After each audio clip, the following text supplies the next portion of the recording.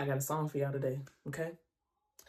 Who did I become to survive? Hey, who did I become to survive? Hey, who did I become to survive?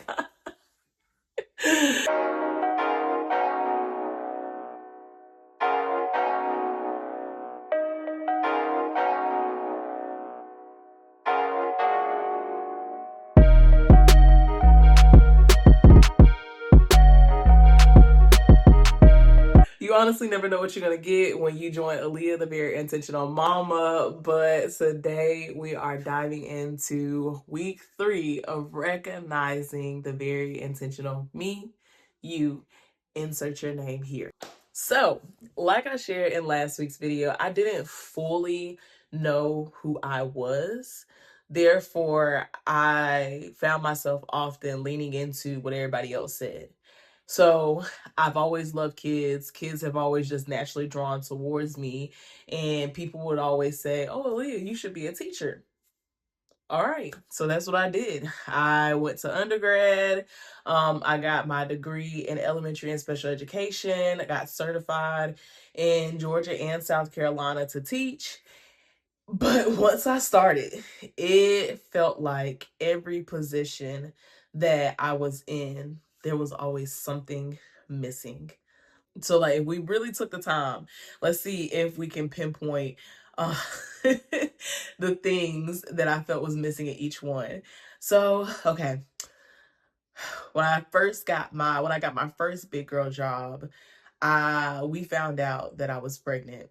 And so we were expecting our first child, and immediately like fear just completely took over. I always heard about parents who were teachers and they were also like coming home to their kids. And to me, it just sounded like a nightmare. And I wanted to save myself the trouble from that nightmare, along with like other things that came to play. When I became a official teacher, classroom teacher, it was also the pandemic. And so at the time, I was teaching virtually, and I did not want to change from being a virtual teacher. I really enjoyed it. So that also played a role in there. And I knew that once I had my daughter, that they were going to try to bring me back into the school, and I just wasn't having it. So that was the end of my first big girl job. Then I went into a position where the lady actually reached out to me before I even graduated and was like, well, when you get here, we'd love to sit down and talk to you, like all these beautiful things. And so I did go in and talk to them, but my first big girl job had actually reached out to me first. And so like I decided to go there. But it got to a place where we had a very hard death in the family, and we were just all grieving. And I already like started having feelings like before that death where I was coming into the building, and kids that I loved, like kids that made my heart happy every time I came in there, were actually beginning to like get under my skin.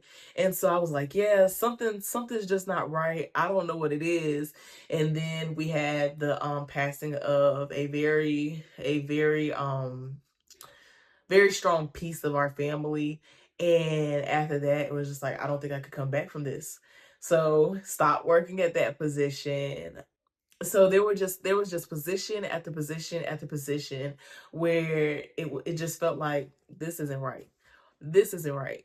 I still need a little bit more of this. This one, the money ain't looking right.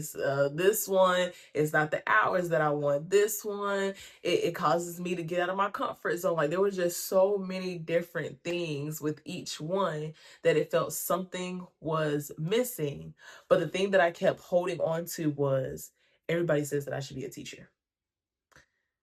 And it got to this point where it was like, am I doing this because of what everybody else says? Or am I doing it because God has actually called me to this? And so for me, I often found myself agreeing with people just because I didn't want the confrontation of not going what they said, or I didn't want to have to do the hard thing, or like, what if I make the wrong decision? And so I noticed that oftentimes I shrunk myself, which played a part in me losing who I was because of the fact that I was willing to let what other people said and what other people might think caused me to shrink and hide away so that I began to live like that. That's how I began to survive my days. And so that's my question for you. Who did you become to survive? What did that look like for you?